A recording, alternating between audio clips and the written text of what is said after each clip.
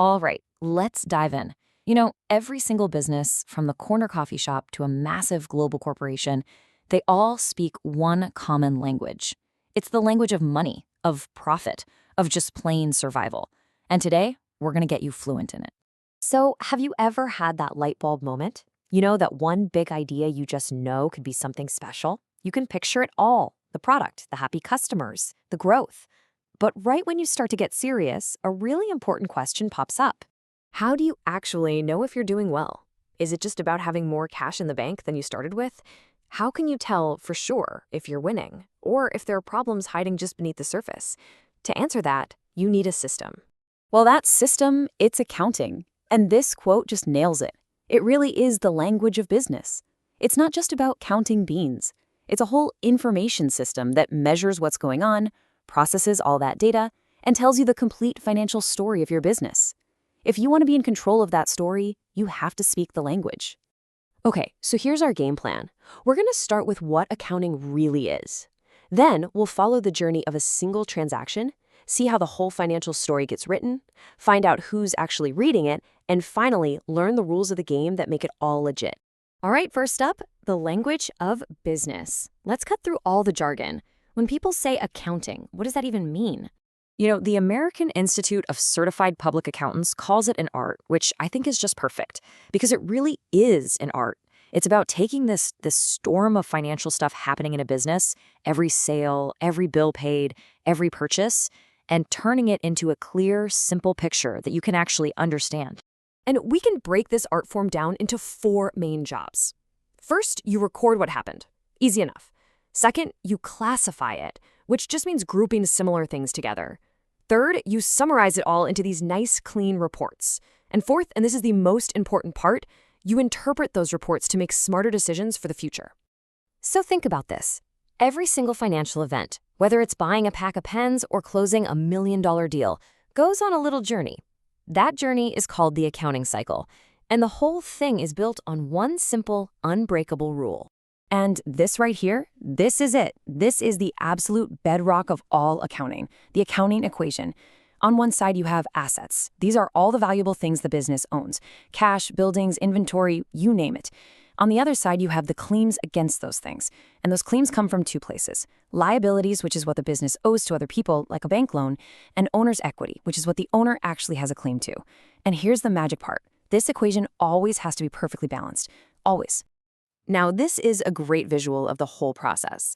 You can see how it all kicks off with some kind of source document, like a receipt or an invoice. And that one little thing starts this whole circular flow of information that ends with those final reports, all ready to be analyzed. So let's trace that journey. It all starts with the most basic building block, which is called an account. From there, every transaction gets recorded chronologically in something called a journal.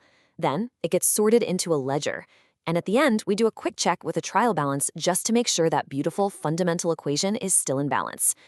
So what exactly is an account? Honestly, the easiest way to think about it is like a folder on your computer. You have one folder labeled cash, another one for office supplies, and maybe another one for bank loans. Anytime anything happens with one of those things, we just update that specific folder or account. And this is the perfect way to picture the 2 main record books.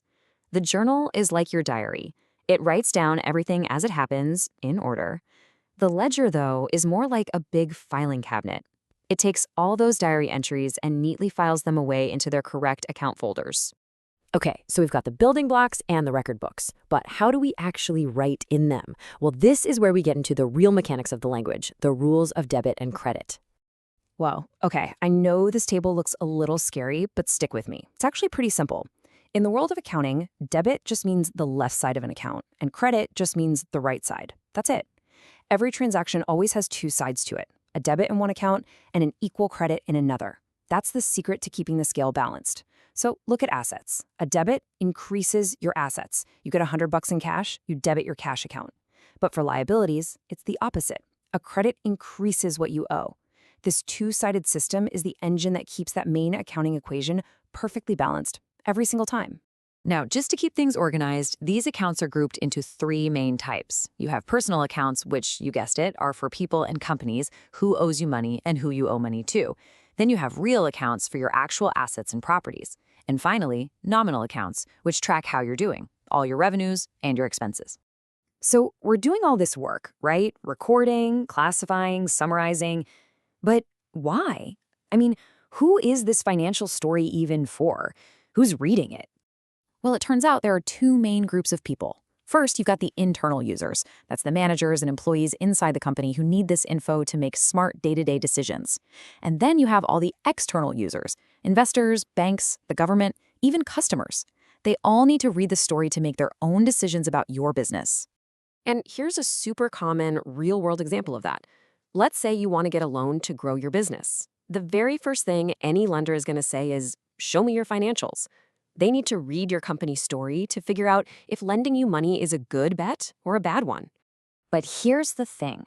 For any of this to work, for all these different people to actually trust the information, everybody has to be playing by the same set of rules. That's the only way the system stays trustworthy. That's where these big sets of rules come in. In the US, it's usually called GAAP, and internationally you'll hear IFRS. Think of them like the official grammar and dictionary for the accounting language.